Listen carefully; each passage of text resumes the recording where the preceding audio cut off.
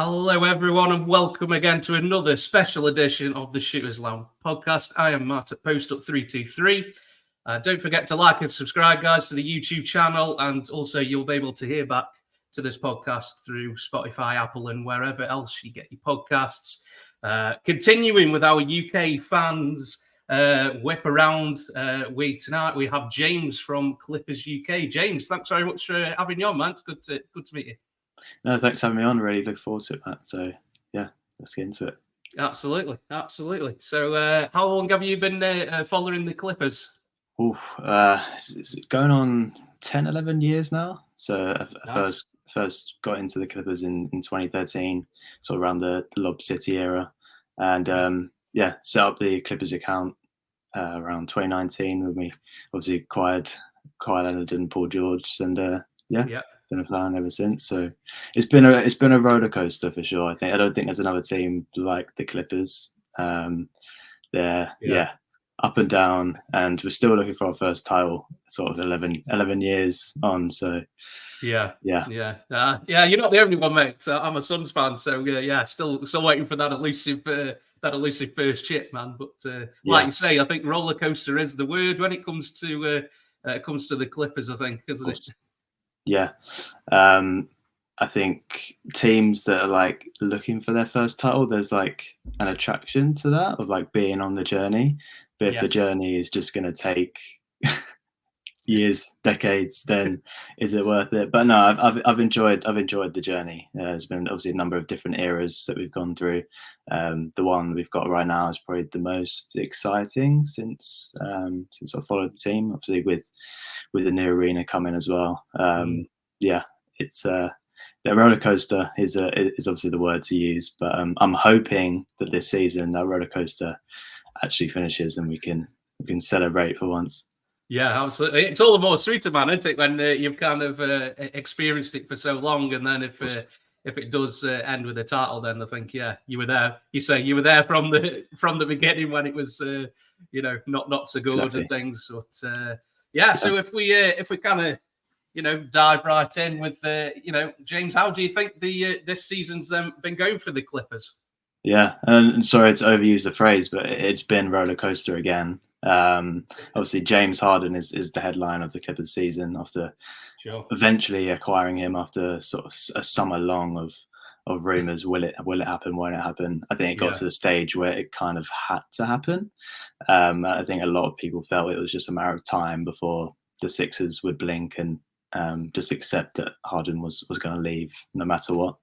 And it's quite interesting actually, because sort of reflecting on the previous season, it was something that I always thought could happen. I never thought Harden was someone who was cemented in Philadelphia, and obviously being a California native, LA native, always thought that connection made sense. Whether I wanted it to happen, I wasn't the one who was sort of pushing for it or thinking the Clippers needed to go down that route.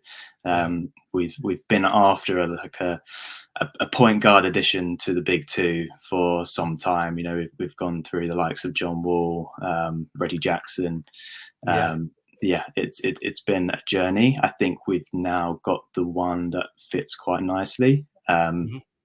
But obviously it wasn't the best of starts, as he went. I think it was 0-4 after his debut. It's a bit rough to start with, wasn't it, man? Yeah, and social media came after us. I think a lot of people were very reactionary, and it's this James Harden's doing it again. He's stinking out the place. But we kept the faith, and we had an unbelievable middle part of the season. Since that 0-4, I'm pretty sure it was like 33-10, and at one point, it was like 25-5, best record over like a period of time in the NBA. And I think between that sort of horrible run after he joined and the All-Star break, been like second in the NBA, which is great. And there were a lot of positives, and that period we felt like something could really happen because it just clicked so quickly. You weren't just beating teams though. You were like just destroying, whipping teams, weren't you? It wasn't just a few close games. Like you were like absolutely steamrolling teams, weren't you, at times, man? Yeah, And I think the team this season came in with more of a mentality of taking the regular season seriously. If you look back on previous seasons, we've finished around 4th, 5th. Even looking back to the previous season, getting the play in. Yeah, you were the player, weren't you? Yeah, getting out of the play in. The injuries have been a massive factor, and I think that's sort of the beauty of the James Harden trade. Is it sort of takes a bit of the load off Kawhi and Paul George, who have really had serious, injury issues. Kawhi in particular. Yeah. Do you get sick of talking about Kawhi and his bad knee? Or it's horrible being a Clippers fan, because you're having a great time, and then all of a sudden you'll see Kawhi Leonard on the injury list with a knee problem, which is what he has at the moment. He hasn't played the last 6 games, and it's a right knee inflammation. I think they're calling it. It started as a soreness, but I think they're only allowed to call it a soreness for so long before the NBA tell them you have to you can't just call it soreness forever. I don't know if it's really a thing or not. I think he reached that like 65 game mark where you're then eligible to get awards and stuff. So I don't think anyone's too certain, but we thought this before. We thought in the Sun series, a few years ago, where Kawhi came out, and it was like, would he come back? Would he not? He didn't. He ended up getting surgery. So I'm glad as a Suns fan, mate, because them first 2 games he looked like he was the best guy on the floor, and it was like, oh my god, he's turning into that Kawhi again, and I'm like, we're in trouble. Like if he kind of continues playing at that level. And then all of a sudden, I think it was game 3, he was out, wasn't he? And then, like you say, he didn't come back, bro. So, a bit disappointing. But that's the Kawhi experience, bro, isn't it? It's one day it's like, oh, my God, Kawhi looks great. And it's engaged both sides of the floor. And you're like, man, if we have this Kawhi, this version, then we can beat anybody. And then the next game, it's like, Kawhi's out, bad knee. And you're like, I can imagine as a fan, mate, that's, like you say, quite frustrating, as positive as you try to be. That's the story of, like, what we call the 2-1-3 era, which is Kawhi Leonard and Paul George being at the Clippers. It's, we're only going to go as far as Kawhi Leonard health will take us. I think, in the series you're talking about, it goes out, doesn't come back. And even in the Sun series before that was Western Conference Finals, we didn't have Kawhi. But we were playing amazing, and we even sort of held up our own. Obviously, we did go out of that series, but going into that, I think we did feel like we could go to the finals and perhaps even win the whole thing. But obviously, he went out with a knee injury. So I think this time we might be okay. But this season, when he has been healthy, has been unbelievable. And I mean, in that middle period I was talking about, where we went 33 and 10 between sort of Harden. Those sort of bad games in the All-Star break. I actually thought he was sort of like MVP level. I don't think he was ever going to get put in the conversation, because the Clippers weren't at the top, or they were around the top of the conference. And there were other players like SGA, Jokic, always going to be up there. But I already thought at a point in time he was just unbelievable. But since the All-Star break, Clippers have been on a downward trend. I think it's 15-12 since the All-Star break, which we haven't enjoyed ourselves. Is why I sort of referred back to the roller coaster. We sort of had this sort of amazing stretch in the middle of the season. And since then, the feelings have gone bad again. I think sort of doubt is creeping back in. Whereas, if we'd gone through like that difficult period to start and then went 33 and 10 to sort of end, there'd be a lot of buzz about the Clippers right now. But I don't think it's not unusual for teams to have like a dodgy patch after the All-Star break. I think if you look back on Nuggets from last year, I think. Although yes, they finished sort of first seed, but they weren't amazing after the All-Star break. But it's always great to have momentum. So it's been a journey. I think there are some definite struggles that we've found since the All-Star break, particularly around James Harden. And there's definitely some questions there, like what James Harden are you going to get in the postseason? Because the one we've seen after the All-Star break, it hasn't been promising, particularly on a defensive end, which is definitely something that's going to come up in the postseason. You can see Luka already in the first round, sort of looking to pick out that matchup, and vice versa. So that's going to be an interesting story. I think I was listening to a podcast recently, and they were talking about James Harden, and I think he's averaging around 15 points per game since the All-Star break. And he's very much responsible for the offense of this team, and it was a big factor in why we did so well. Sort of the mid part of the season, and he truly does run the offense. He's up there in assists. He makes so many passes a game. He really just orchestrates the offense, and it's kind of down to him to get guys like Paul George to go. Obviously, Kawhi Leonard, he's going to get his shots. He's going to get his buckets. He doesn't really need anyone, but a guy like Paul George, he'll need sort of Harden to be on top of his game to put him in the right spots. And I think that's where it's sort of going to be decided in the postseason. But yeah, there's definitely some doubts that have crept in from sort of back end of this season, but they haven't had the best of times.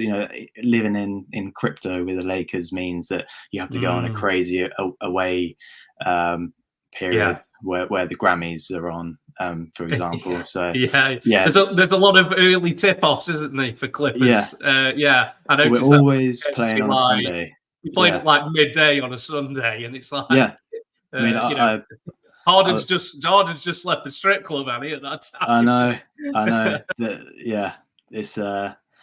It's an experience, but I guess it's a good thing being a UK fan because we play a lot of early games. That's great, for us, I went over to LA in sort of middle of March. I saw that, man. Yeah, you took some great videos and stuff. It looked awesome, bro. No, it was a great experience, but I think it was quite ironic that the games that I went to were both sort of UK friendly times. Like they were in the middle of the day, and I've always loved them, but US fans hate them because we typically play terrible because they are so early. It's something I didn't really understand. I thought, I didn't think there was like a prime period of the day to play basketball, but there's definitely a trend where kids play these early games, and we have generally played most Sundays on like an early time slot because either the Lakers are playing in the evening or the Kings, the sort of the hockey team, are playing. That was definitely the case when I was there. We played a back-to-back. It was quite crazy actually. We played a back-to-back on a Saturday. Played the Bulls around midday, sort of LA time, and then there was the clocks went forward and we lost an hour and then played again at like 12 the next day against the Bucks. That's it. Because the clocks went forward, didn't they, like 3 weeks before us, didn't they? So it was like so we had 3 weeks of like an hour, gaining an hour on them, didn't we? Which is, as a Suns fan, I particularly appreciated. Instead of 3 o'clock in the morning games, it's 2 o'clock, and that was a lot better, man, isn't it? So you're kind of playing time hopscotch in a way, aren't you? Our commentator Brian Simon made a point on the broadcast to say that this is ridiculous. There's no way an NBA game should be scheduled. I think it was like 21 hours before the next game. I've ever seen that, mate. I was like, that's a bit harsh, man. That's harsh. But hopefully, new arena coming soon. We'll get more control. Hey, mate, you can play what you want, whatever time you like in that arena, mate. I know it'll be all yours. It won't be great for UK fans. There'll be a lot of like 3 a.m. games, but it's needed. You can't complain too much about the schedule, but in an 82 game season, there are just generally so many back to backs. You need some things to go your way, and the Lakers have it so easy. I think it's about time, bro, that you have your own arena, man, isn't it? I think it's about time, isn't it? I think you've been sharing with the Lakers for so long, and I think it was time, wasn't it, that and Steve Ballmer's kind of, put his stamp on it, hasn't he? And, the new arena, the concept of it sounds incredible, doesn't it? I don't know if you feel the same, like. Of course, yeah. I mean, not to jump on a different sport, but I'm also a Tottenham fan, so the stadium. So there's some resemblance there, and there's a beauty about having like a new stadium that is sort of built for the sport and not just for like other events. But it's a arena that's going to be primarily for basketball. It's built with basketball in mind. Steve, I think, went to a few college games and was sort of inspired by that kind of atmosphere of like just having been rowdy as possible. I think you'll be used to playing like the Jazz and playing in Utah, and their arena is I think one of the closest you can get fans to the court, and that's been taken into account. He's obsessed about the details. There's like a point he keeps making, which is like it has the most toilets out of any arena in basketball because they just want the fans to go back to their seats as soon as they can. They're like clocks everywhere to tell you when the game is going to resume. So they're making it like as sort of a basketball mecca as they possibly can. It's gonna be an experience, isn't it, man? Oh yeah, for sure. I would love to go there for sort of the opening period, but hopefully we can hang something other than a Pacific Division banner up there. That's the aim, man. That's the aim, isn't it? Yeah, absolutely. But I think it's hard, isn't it? Because Lakers are such a popular team, aren't they? All around the world, Lakers. I mean, you see Lakers gear more, especially in the UK, more than probably most teams. Maybe the Bulls and are probably the most popular, I'd say, where you see different people. So it's kind of like the Knicks and the Nets, isn't it? The Nets are always going to play second fiddle, and as a Clippers fan, do you kind of feel that, man? As you're a bit of second kind of banana in LA. I mean, it's always a Laker town, or I guess coming into the fandom, I definitely felt that, but I think we're starting to carve our own fan base out. Obviously, start to get our own identity, and that's something that what I didn't think existed before the Ballmer era. We were sort of like a joke, and we were like the joke brother of the Lakers. But since he's come in, things have definitely switched, and obviously we haven't come out with any titles in the period. But I think we've been far more competitive over that period than the Lakers have. The Lakers have had far more down periods, whereas Ballmer is very sort of like, we're never going to rebuild because we are in LA. We can attract the best free agents. We can get the likes of Kawhi Leonard, Paul George, James Harden. So we can attract the stars. Obviously, benefit is obviously being in a prime location in the US. Everyone wants to go in LA and live there. I think that's been part of how we've been able to construct this team, and that's where like the identity has come from. If you look through our team now, most of the players are actually California natives. You've got Paul George, you've got Kawhi Leonard, you've got Russell Westbrook, you've got James Harden, you've got Norman Powell. So there's a bunch of guys there who feel at home. Paul George will say, he grew up being a Clipper fan. I like to think we're the underdog. We're not all about sort of the lights and the fame. It's more the grit and the hustle. And I think we represent more of like the working class part of LA, who I think historically, Clippers tickets are generally just cheaper than Lakers tickets. So more of the population in LA can actually attend those games, and that's how the fandom has grown.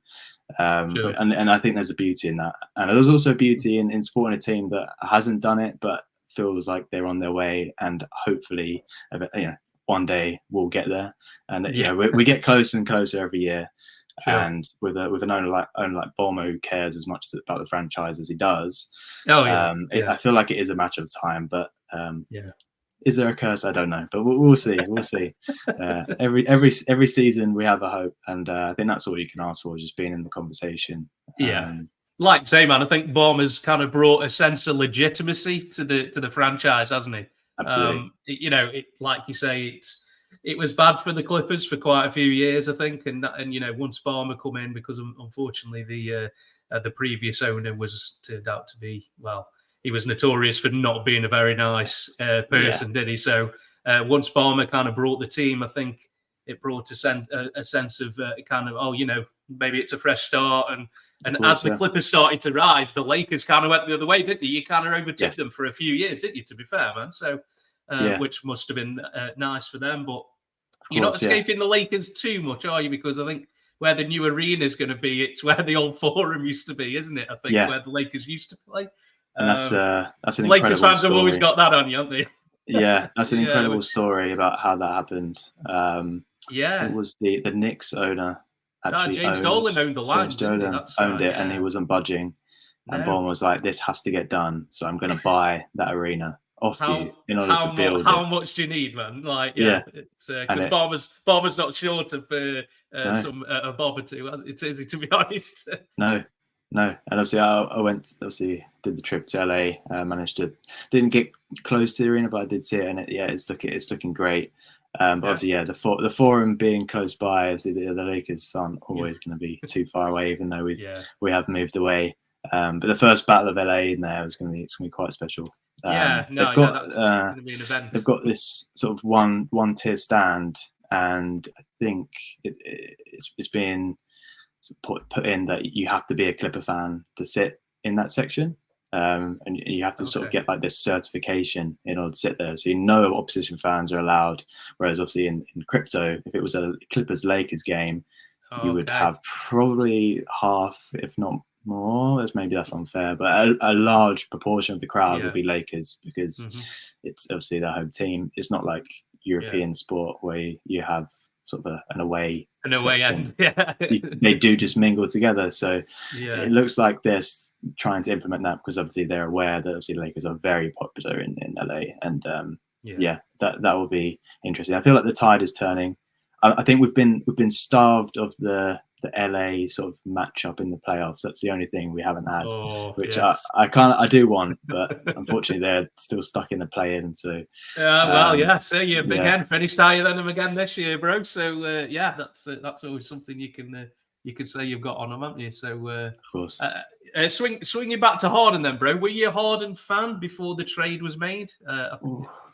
I've always admired his ability from afar. I always thought he could be a good fit, but also been aware of the question marks over his ability to perform when it matters. So yeah, I think, like I said, I always thought that it could happen, but whether I wanted it, I wasn't too sure. I was very confident in our team coming into this season, even with sort of minimal adjustments. I thought we were good. We had sort of forwards like Batum, Covington that we had to give up as part of the trade. And although that doesn't seem a lot to other people, I think it's something we miss at the moment as a result of the trade. We missed that size, and rebounding has been one of our big issues. But again, like, he's part of that sort of California core, and if we could do it with James Harden, Paul George, Kawhi, Russell Westbrook, that's quite a sort of 4-man team to win a championship with. Obviously, Russ, Harden, Paul George, all looking for their first championship. I've been a big fan of James Harden. I like the way he plays. I think, could he be better on the defensive end? Could he be more aggressive when it matters? There are those question marks which is still sort of hovering around, sort of going into the playoffs. But he's shown it, and he's shown it for the Clippers. He's shown he can be aggressive. He's shown that he can be good on the defensive end. But it's just same old story. You know, he has to do it when it matters. And unfortunately for players like Harden, until you do it, people are going to continue to question you. You're always going to hear it, aren't you? Still, exactly. The same for guys like Paul George, Russell Westbrook, who are always going to have doubters until they have that performance, until they win the title. Those doubts are always going to be held over you, no matter what you do. So it's going to be interesting. Yeah, no, absolutely. I think with this team, Harden hasn't got to score 25, 30 a night, has he, on this team? Because they've got other players who can put up those numbers, or between certain players and stuff, haven't they? So if he can average 20 points and 8, 9, 10 assists, I think that's going to be enough from his point of view. And I think you kind of got a deep roster, haven't you, man? You've got some guys who you can bring on who can contribute. Like you say, Westbrook comes off the bench now and just gives you like a mad, crazy 12 minutes, doesn't he? Where he just comes out and he's just 100 mile an hour, and how can you not appreciate? It just brings the energy, doesn't he? And sure. we've missed that sort of in the struggles post All-Star break. I think he fractured his hand, and he was out for a bit, wasn't he? We missed that intensity from the bench that he brings. And I think a lot of fans didn't really appreciate that too much. And now, obviously, him being out and coming back, I think we're 7-2 since he's come back. So that you can actually see that there is an impact there. He is an impact player. Him and Norman Powell, both 6 Man of the Year contenders.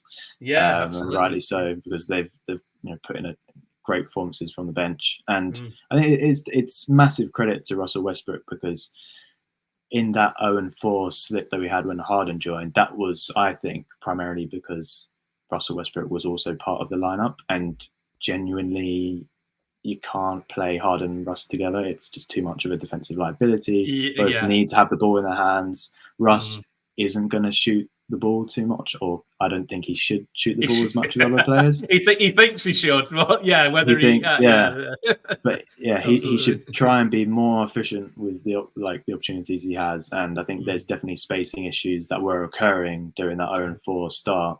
But he took it on himself and said, I will take the hit and go to the bench. Obviously, James has just come in.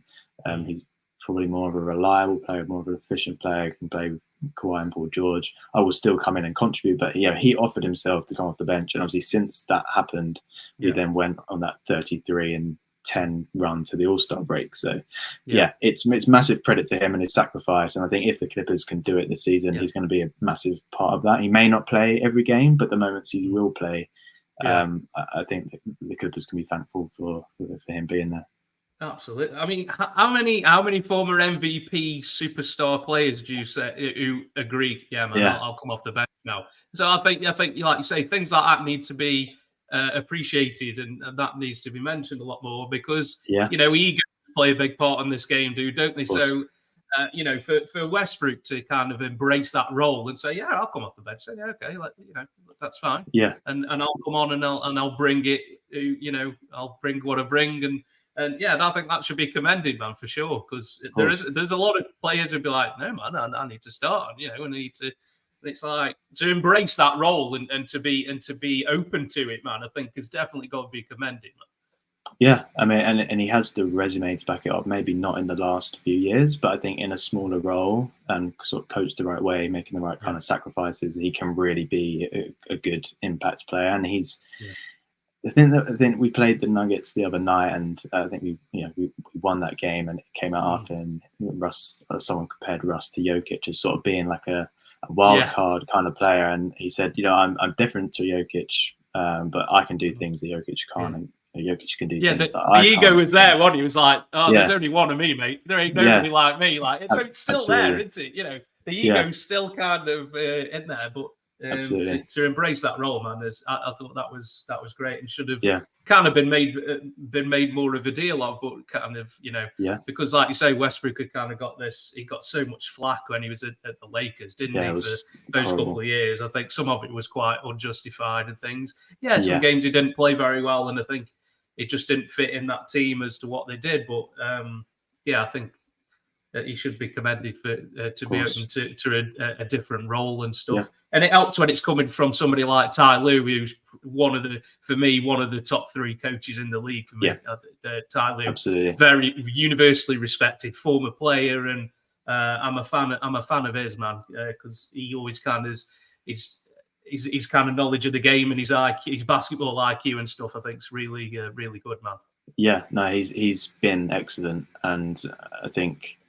When it comes playoff time, he's the one you want sort of leading your team. And I think he's one that many franchises would swap their coach for come playoff time. I think they do these end of season surveys sometimes with sort of general managers and such. And it always comes out like, who would you want to sort of run your team in the playoffs, or who's the best sort of game adjuster? And it's always Ty Lue at the top of these lists. So this is when 100%. He's going to come into his element. And obviously we've recently found out that Dallas Mavericks are going to be our round 1 opponent again. And someone asked him, have you started preparing? And he said, yeah, I've already started. So just best believe he's got some plans for the playoffs. And hopefully, obviously we didn't get the training camp with James Harden, which is probably quite unfortunate, but we've had time to grow, and he's had time to sort of learn with the team. And like you said earlier, we do have quite a deep roster, so sort of managing that come playoff time, he's going to have to make some hard decisions, but he's done it before, and he's after Doc Rivers, he's definitely a coach that I wanted on this team, someone who's willing to sort of take sacrifices and to manage those egos. I know. Night and day, mate. Doc Rivers and Ty Lue. I'm not a massive Doc Rivers fan, mate. I'll be honest with you. He's not even in the same kind of category for me. Ty Lue's definitely more of a, like I say, in-game adjustments is where coaches kind of earn the money. They see things and it's like, right, we need to change something. And the plays kind of out of bounds plays and things like that are always really cool as well for Ty Lue. So he's definitely turned himself into a very, very good coach, and he's definitely up there in terms of head coaches. like you say, man, so you're definitely going to be playing Dallas in the first round. Yes. We don't know if you're going to be playing at home yet, so you're going to have home court advantage for that, aren't you? But you must be sick of Luka by now, bro, right? Yeah, I'm very fearful of Luka, and I've been fearful. Yeah. Obviously, we've played them twice in this sort of Kawhi Leonard, Paul George era in the first round. Yeah, they've been very close series, probably closer than I wanted them to be. I expect this one's going to be a close one again.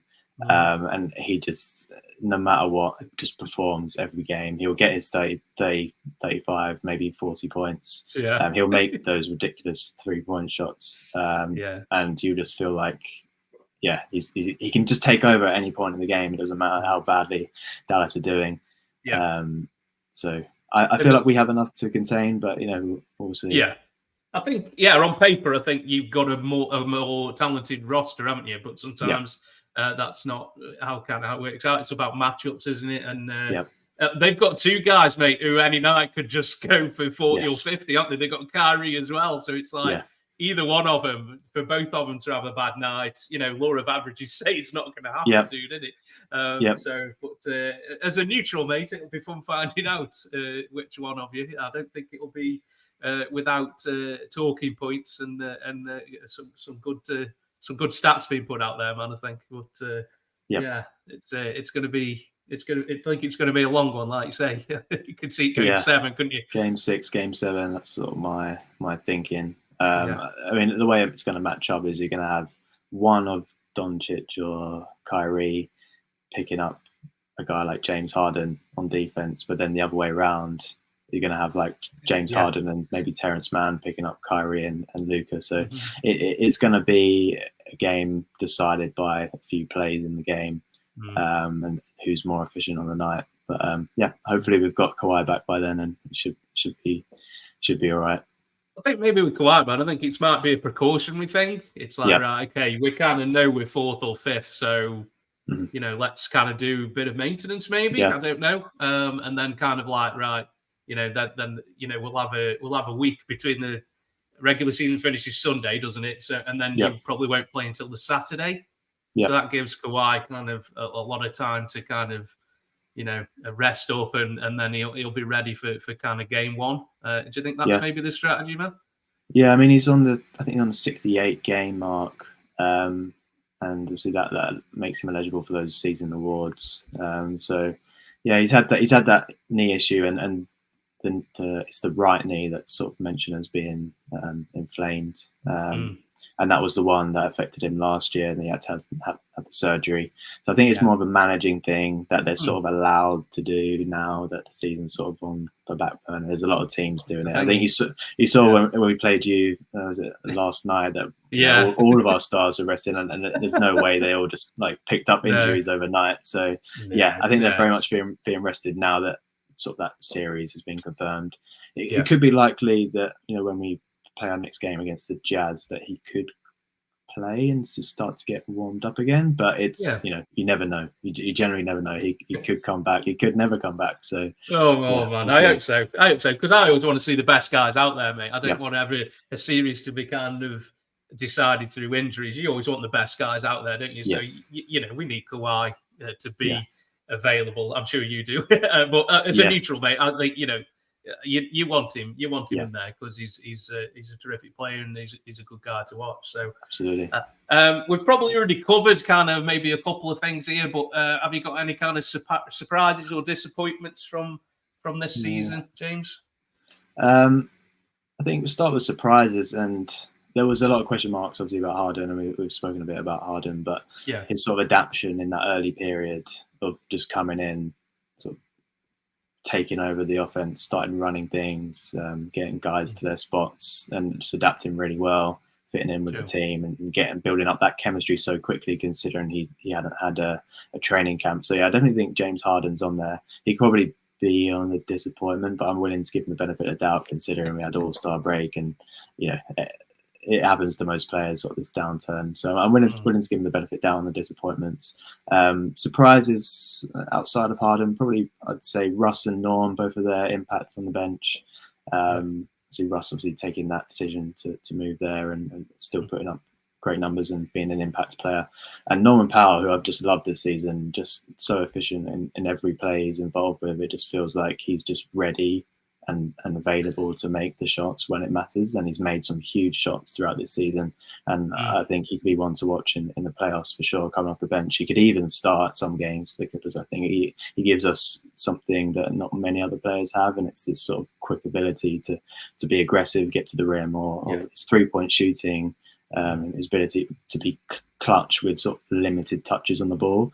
He's been up there with like the most efficient players, and for having like such small touches on the ball, which he's going to get, considering he's not particularly ball dominant player, and he's a perfect fit for guys like James Harden, Kawhi, Paul George, because the spacing he offers and the ability beyond the sort of 3-point line is you need those off the ball kind of players, don't you? Because of how dominant, like you say, your main guys are, aren't you? So you need them guys who are kind of prepared to, look, I'm standing in the corner and I'm going to be ready when the time's right. And like you say, Powell's definitely that guy. Could be an X factor dude, couldn't he? Like you say. I think so.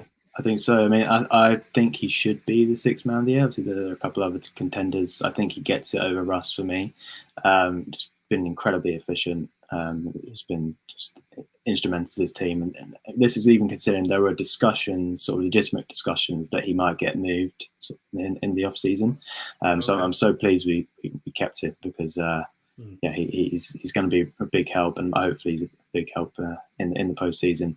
And the guys like him, Amir Coffey as well, has been a brilliant surprise. I didn't think there would be many minutes for him this season, but he's played a similar role to Norm Powell, and I think he's sort of emulating that sort of role, being more of an off-ball player and being efficient when it matters, and being a presence on the defensive end. And we've got him on a brilliant contract, and I think the new CBA that came in made players like him more valuable to the team. And he's been around for a number of years, and he's always come in when maybe we've been down a few guys, maybe Kawhi, Paul George were out, and he's just been like incredible. So having guys like that who are just like ready when called upon, coming from the bench, is really important. And I think a lot of the playoffs comes down to those matchups and how much value and how much impact can you get from your bench guys when they hit the court. And guys like him are really, really valuable. So him as well for the surprises. But I'd say for disappointment, it's probably more of a general team thing about sort of that fall off since the All-Star break. It's sort of some games lacking energy, lacking aggressiveness. I think I've done some analysis. I do some like data analysis every now and again for the team. And we've been outperformed by the opponent from the 3-point line on multiple occasions since the All-Star break. They've just been shooting lights out. Whereas sort of the previous trend before that, there was so much disparity between us and our opponents from the 3-point line that that's been an issue. And I think that does come down to effort and aggressiveness. Also just playing in transition, it's been horrible. Luckily the postseason is far more like half court, slower. But when we play against a fast team of young guys who like to play in transition, defense doesn't really exist. And even when we're playing in offense and transition, there's a lot of turnovers. It's a bit messy. So those things have been disappointment from just a team-wide perspective. I don't think there's been one guy, maybe other than Russ, who's pretty good in transition. But the defensive side of the ball has been a particular problem with a lot of guys in terms of maybe effort and energy, aggressiveness. In terms of a single player, I'd say maybe PJ Tucker, just for being part of that Harden trade. I think we definitely have a hole in that forward area, so that sort of second big, that number 4 position. It's we thought he could come in, maybe fill a role, but he just doesn't affect the spacing in a positive way. He doesn't shoot many shots. I think there was a period of time where he did not take one shot, and it was up until maybe April. I think it was March. It was actually the games I went to. I think it was the Bulls game that he played. He made his like first 3 in a significant period of time. So he's been a disappointing one, and there've been a lot of conversations with other teams about moving him on, and him not sort of really being engaged, and him and Bones Highland had to go away from the team for a little bit because I guess they were sort of disillusioned with not being in the rotation, and that's not kind of the energy you want. And credit to Bones, obviously he's come in when the minutes have been available, and I think he's really given it. Even in the last game against the Suns, he racked up I think like 37 points or something. Yeah, he did, mate. Yeah, that's it. Yeah. Yeah, sort of PJ Tucker coming out and saying he wants to move to another contender when there is a position here for him. Tyler likes to play small ball. He values those kind of guys, but not really putting in those performances or the effort. It's been a bit disappointing, and I think that's one hole in the team which I felt he could fill, but hasn't really stepped up to the plate. And to be fair to him, he's older in his career now, so I guess you can't really put that expectation on a player like him. But yeah, I guess that was sort of the consequence of the Harden trade is we lose guys like Batum, Covington, who are really great in that position, and bring in a guy like PJ Tucker who hasn't really been in the rotation much. So I definitely say PJ Tucker. But otherwise not other disappointments really. I think everyone else has sort of played good in parts of the season. Even like guys like Paul George, I think recently has been a lot better than perhaps he has been in periods of the season, and the Clippers need guys like him to play really well, otherwise we don't really have a chance. So yeah, I think overall just PJ Tucker. I wanted us to move him on, but we didn't in the end.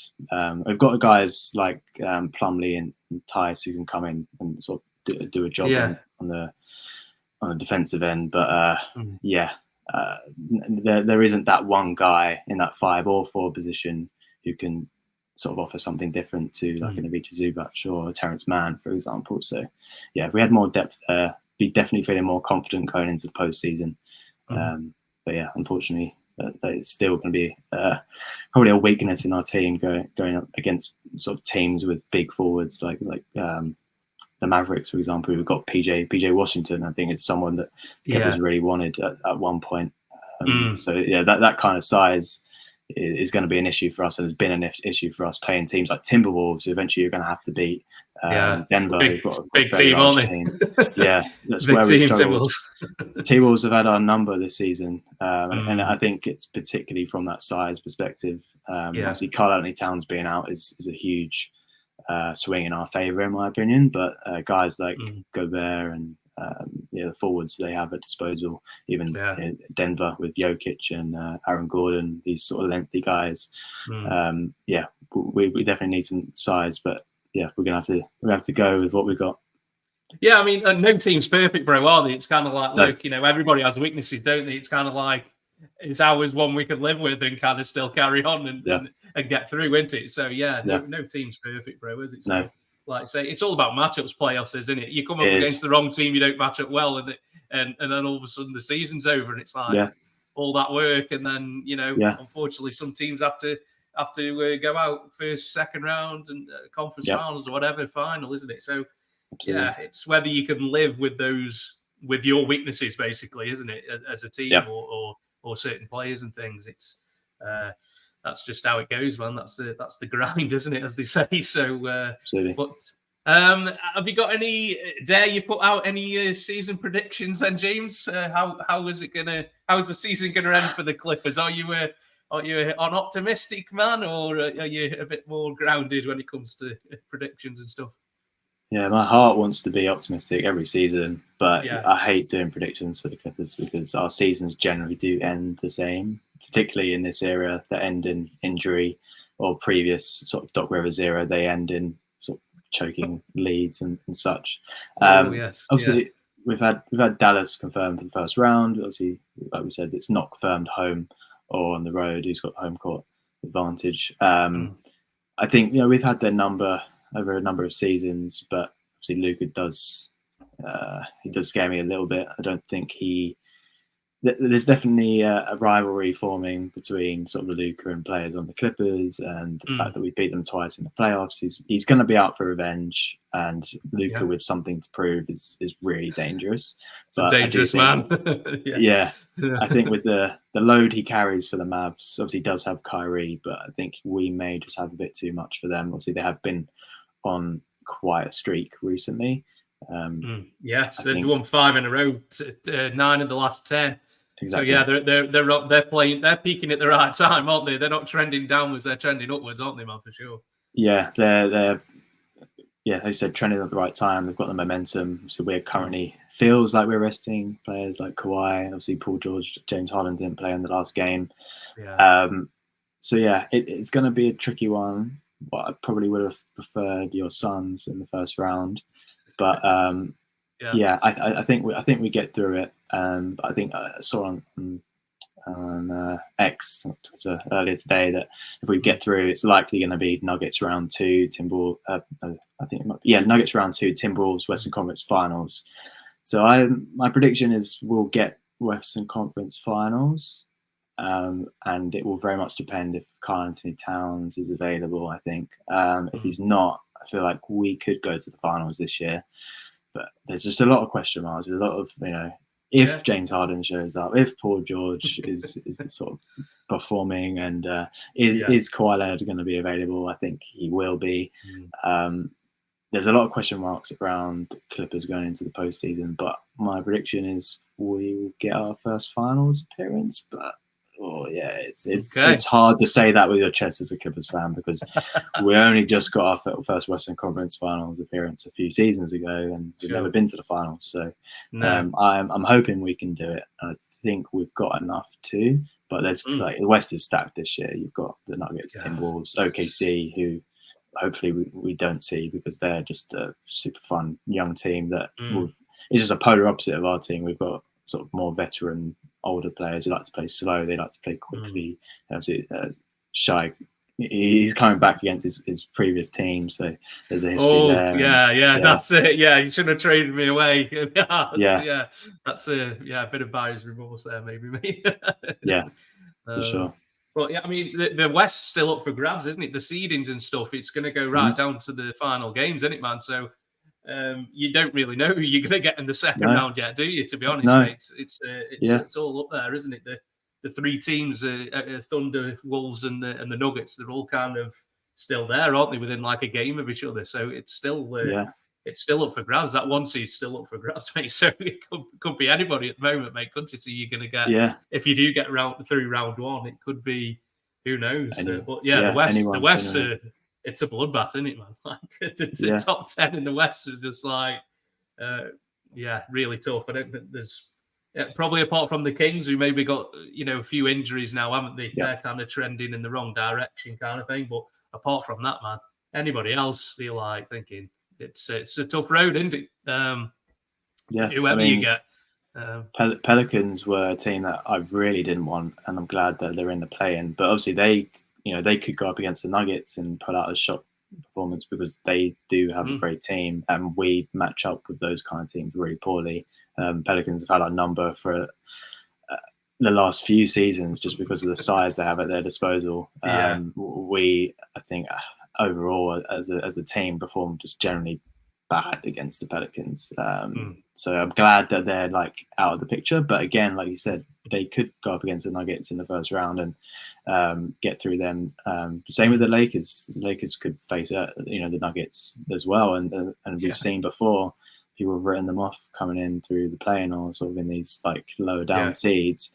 And they do upset because they have the players that can turn up in the big moments, like LeBron James, Anthony Davis. So yeah, I would I'm not. You're gonna have to play some big teams in the West, so I think it doesn't really matter who you play when.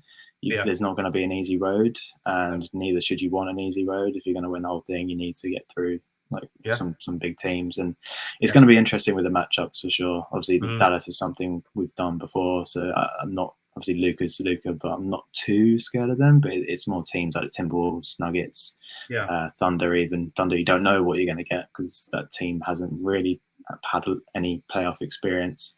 Timberwolves have just been amazing in the regular season. They've sort of almost swept the floor with us. Edwards has sort of forming his own rivalry of guys on the Clippers. He's called us sort of old, and there's some interesting rivalries forming. As you got Gobert on that team, and we had that series with Jazz where we sort of embarrassed them. So he's going to have to be out for a vengeance as well. Nuggets, we're going to want to beat. Obviously, they sort of embarrassed us a few seasons ago when we were up 3-1. They came back, won the series 4-3. So that was there's a in lot the of bubble, history. right? Yeah, that was the bubble, wasn't it? Yeah. Oh god, yeah. Yeah, a little fun fact as well. I was, I don't know if you remember, they did sort of those virtual fans on the screens. I was actually on one of those. Really? Probably for the worst game. I was on the game 7. And I just remember being on that screen and being on this sort of Teams meeting. And as they were sort of just running away with it, I think the guy who's organised it sort of said, don't sort of pull any faces because you may end up on ESPN tomorrow, sort of like a screenshot of the Clippers fans all like gloomy after we've dropped game 7 after being up 3-1. So yeah, there's like so much history between these teams. The West is going to be really fun to watch. East as well. And yeah, I think the playoffs is might be one of the best yet. And I'm really looking forward to it. I'm just glad that we're involved. No, absolutely, mate. Absolutely. I mean, you could end up like Timberwolves getting the #1 seed, and then your reward is you might get the Lakers or the Suns in round 1, and it's like, man, I've worked hard. We've had a great season, and this is my reward for round 1. I get like LeBron James, one of the greatest to ever do it in the first round. That's your reward kind of thing. It's like, it didn't make me easy round 1, but like I say, there's no easy. Once you get to the playoffs, bro, everything's difficult. And I think whoever makes it out the West, it's an absolute gauntlet. If you've made it to the finals, mate, you've done well, haven't you, to get through? Because there's that many really good teams, isn't there? So whoever makes it, they've definitely earned it, haven't they? They haven't skittled your way through. Whoever gets through is going to earn it, aren't they? So it's going to be fun finding out. So definitely. So if we kind of pivot now to looking at jerseys, are you a jersey buyer, James, or merch or? Yeah, I've become sort of fairly recently, but I haven't been too much of a fan of like our existing jerseys. Just not particularly fan of the home or road. Just the font, the colours, the V-necks that they have. I just never enjoyed wearing them. So I do own a couple of like the regular sort of standard jerseys, but I'm more of like I like the city editions that they bring out because they've been quite creative over the years. Out of like the current rotation, I think our Clips one that we have is really nice. And even going back, sort of that GTA style font, I was a big fan of that one. I have a couple of those. Oh yeah. Is that the black one? It was the black. Yes. Yeah. I really like those. But obviously we're going through some rebranding next season, and those jerseys are unbelievable. And I'll be buying probably all of them because they're bringing back the cursive style that we used to be quite famous for, and that's one of my favorite jerseys from back in the day. I'm really pleased that they're bringing that back. They're bringing the red jersey back, which looks really nice. They're getting rid of the V-neck, which I absolutely hated, to going back to the round neck jerseys. The new branding looks great, and I'll probably be buying some more jerseys in the future, for sure. But outside of that, I actually have Terrence Mann's headband from when I went to watch Clippers play the Nets a few seasons back. He handed it to me, so I have that framed. I would love to get a jersey framed, but not yet. Maybe some in the coming years. Yeah, maybe one day, dude. Yeah, but like you say, you already know what jerseys you're having next year, don't you? Because you've had the new logos and everything, haven't they? So with the new arena comes it's a whole new rebrand, isn't it, man? So they're definitely swinging for the fences, aren't they, as they say? In terms of trying to rebrand the product. I always feel like you always stay with like the white, red, and blue. You kind of stay with those kind of core colours, don't you? Like you say, next year it's going to be the white and then the navy blue and then the red, isn't it? Kind of staying with those kind of core colours, but you'll have to see them in person, man. And then the new logo as well. That's right. Yeah. So I've just generally not been a fan of our logo going back to like the previous logo, which was like more the Lob City era.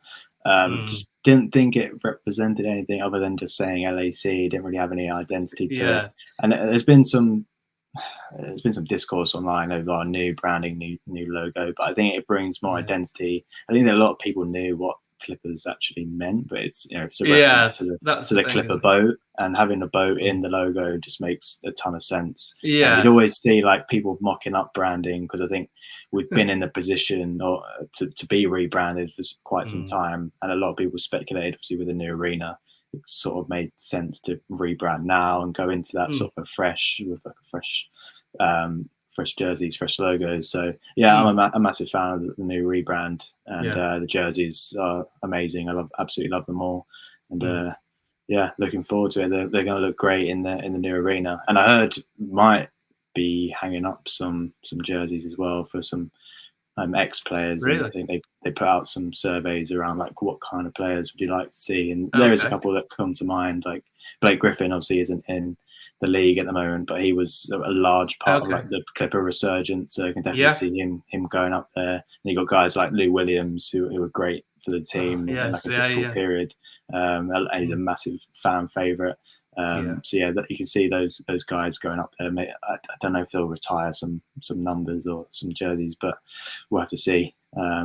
You have like a Ring of Honor or something, or get like a kind of Clippers kind of team Hall of Fame or something going on, couldn't you? But like say, with your own arena now, you can do what you want now, man. You've got that. It's that freedom now, isn't it? That you haven't got to cover the Lakers ones up when you have your home games. And I hated that so much. Yeah, absolutely. That discussion was just.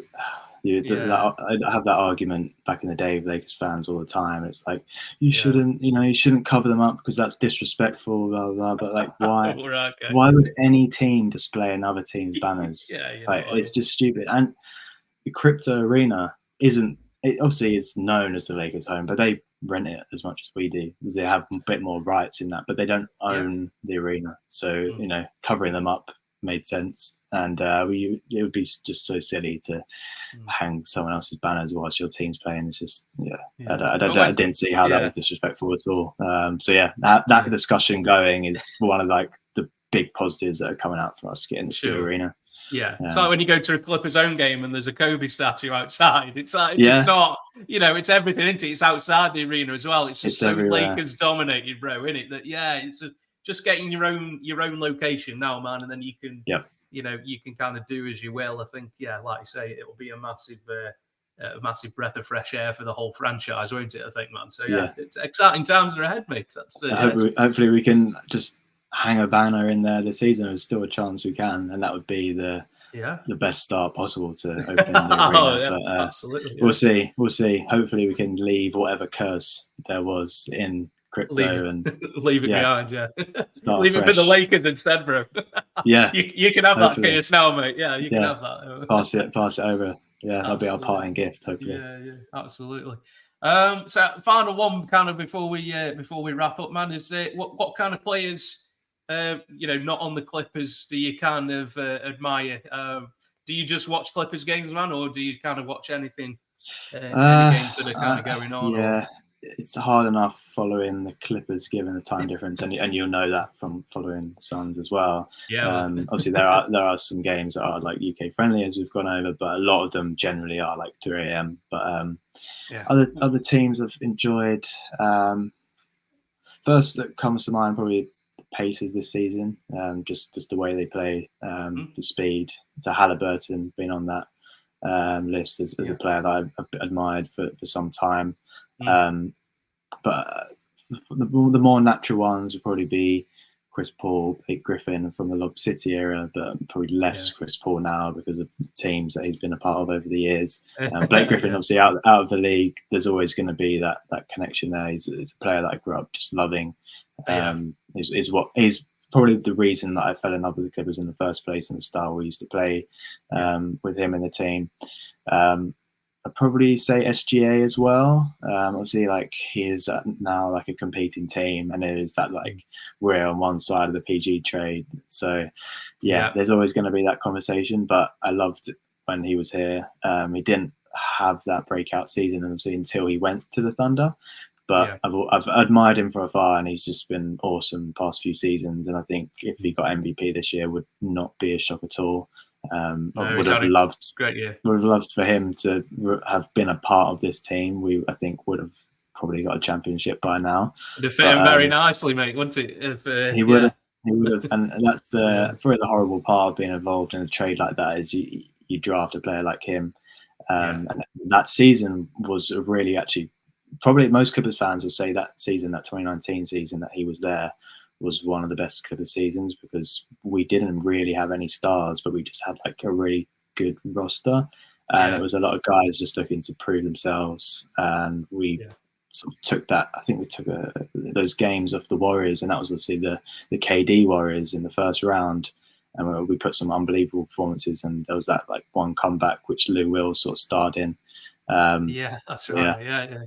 I'd add Lou Will to the list as well, but obviously he's not in the league. I guess outside of that, I like the Knicks as I would never say I have another team, but like I've enjoyed watching this version of the Knicks, particularly for guys like Brunson. I just think it's awesome. And a weird one maybe, but Hartenstein, I really enjoyed his period with the Clippers, and I think that his sort of removal or us not re-signing him, and I think he came out recently on a podcast that Josh Hart and Brunson have, and said that if the Clippers had made an offer for me, I would have taken less money than what the Knicks gave him. Really? And I think he's a guy we really miss. And I think in that 2021 season where we went to the Western Conference Finals, like guys like him being on the bench were really important. And he offers something completely different that Zubac currently offers. His passing ability. He's been, I think, one of the best defensive bigs this season for the Knicks when he's had to step in for Mitchell Robinson. Yeah, but I think he always showed he had potential to be a starting center. And there was always an argument there that if he re-signed, he would really challenge Zubac for that starting role because, like I said, he offers something different. He's sort of European made. He's just an unbelievable passer for a big. He does remind you a bit like Jokic. Doesn't have that same offensive impact, but just incredibly efficient defensively. Just so strong against any player. And I think if we had him on our bench right now, I'd feel a lot more confident and maybe we'd be closer to the top. So, yeah, I'm a massive fan of his, and as a result, I've watched out for some Knicks games. Lastly, would say probably Doncic, but I don't really want to go too far down that road considering we're going to be playing them soon. But I think he's awesome. Some of the games he's had this year, there's like 60-point games, or whatever he ended up. I watched some of those and 73 or something. 73, that's the one. Just unbelievable. There's just not many other players like him. He's one of them guys who you hate to. He's horrible if he's not on your team. You obviously understand he's an amazing talent, isn't he? But when he's playing against your team, you're like, man, this guy gets some calls, man. Like it's just, and he's always moaning if he doesn't get a call, and he's like, man, just get on with it. Like, but he is an amazing talent, isn't he? Just his vision, his court awareness, and he can hit shots. And he's just an amazing player, isn't he? You'll be sick of him, mate, by seventh game, mate. Yeah, I've got to prepare for it. I can't be thinking about him too much now. But he just it feels like he is the team. Like you're playing against Doncic because he just has the ball so much. He just plays in his own world. They only got to go as far as he can take them, isn't it? Yeah, exactly. And I think it's quite similar to watching Kawhi offensively, like just watching him get to his spots, and you just know certain ones are going to go in because he's just that kind of player that once he's hot, he's going to take over the game. So it's very difficult to stop, man. Him against Doncic is going to be one to watch. And I've although those series have been incredibly stressful, they are entertaining, and for a neutral, they're going to be one to watch. So I'm not going to say he's like a favorite player, but he's like a special mention at the moment, and maybe he'll become a favorite player after we knock him out in the first round. An appreciation for him, let's say that. For sure. But I also got a chance to watch Giannis when I was in LA. Got to watch him warm up, and he's also another one. Just nobody like him else outside of the Bucks. So he's just an awesome player as well. That I wish like the Clippers could have someone like him because it's just something we just generally don't have. But enjoy watching him play as well. Absolutely, man. All good shouts, mate. It's sometimes they're not always the most famous name, or just somebody else who kind of catches your eye, like Hartenstein. It's just somebody who you kind of just appreciate. It doesn't always have to be the superstars or whatever. Sometimes it's just somebody who's kind of under the radar and just think, yeah, that guy's, doing it and stuff. So yeah, that's cool. I think his sort of, I guess us not signing him hurt a lot because we signed John Wall over him, and John Wall only stayed for part of that season, and then we just got rid of him. So it almost felt like we just tossed him to the side because we didn't value him. He's gone to New York, and I think he's been one of the standout players, and I wouldn't be surprised if he signed like a bigger contract either somewhere else for like a starting role or on the Knicks again. I think he's going to be like a really important part of the playoff run, as he was for us in 2021. So yeah, it's just one that hit close to home because I was sort of banging the drum of like keeping him no matter what, and then we go and sign John Wall, who we didn't even need, and he was just not good at all. So yeah, that one hurt, but maybe one day he'll come back, but we'll see. Yeah, absolutely. Yeah, I think John Wall's best years were behind him, unfortunately. I think it's too many injuries and stuff on it. It just it just didn't work out. But sounds so. Thanks very much for agreeing to do this, man. It was a pleasure having you on, dude. So before we go, do you want to tell people where they can find you on the socials? Give yourself some self promotion. Sure. So I'm primarily on X, obviously formerly Twitter, at Clippers UK. And if you're a Clippers fan or you want to stay up to date with the Clippers, then I'll be covering them through the postseason, and hopefully we go all the way and get our first championship. But we'll see. So yeah, that's where you can find me. Hoping soon to sort of do something similar to this, like a podcast sort of format. But this isn't something I've got around to as of yet. But yeah, thank you for having me on. I really appreciate it. Yeah, no problem, mate. So it's been a pleasure having you on, dude. Yeah, it's been really cool. But yeah, if you want to get the podcast on road, man, just do it, man. Yeah, it's got to be done, and there's plenty of reasons why you shouldn't, man. And but why the hell not? Get it done, man. I'm sure people want to know all things Clippers. So get it sorted out, man. But thanks very much again for coming on and agreeing to do it, man. So thank no problem at all. Thank you. It's been great. Really enjoyed it. Sounds I mean, mate. Yeah, it's been cool, man. So. I'm Matt at Postup323. Don't forget, like and subscribe, guys, to the YouTube channel Shooters Lounge, and you can find us at Shooters Lounge 3 on the artist formerly known as Twitter, and also on Instagram. We'll be back again. This will be dropping. You can rewatch this on YouTube and also in podcast form on Spotify, Apple, and wherever you get your podcasts. We'll be back again. I think we're going to be looking at a playoff preview, hopefully, next weekend before the playoffs start, where we'll be doing some predictions of the first round matchups, because all the matchups will be set because next week's the play-in. So we'll get all that out of the way, and then hopefully we'll get some predictions. So look out on the socials, guys, and I'll let you know when that'll be dropping. So that's all we've got the time for this week. So thanks very much, guys, and we'll be back again very shortly. Cheers, guys. Take care.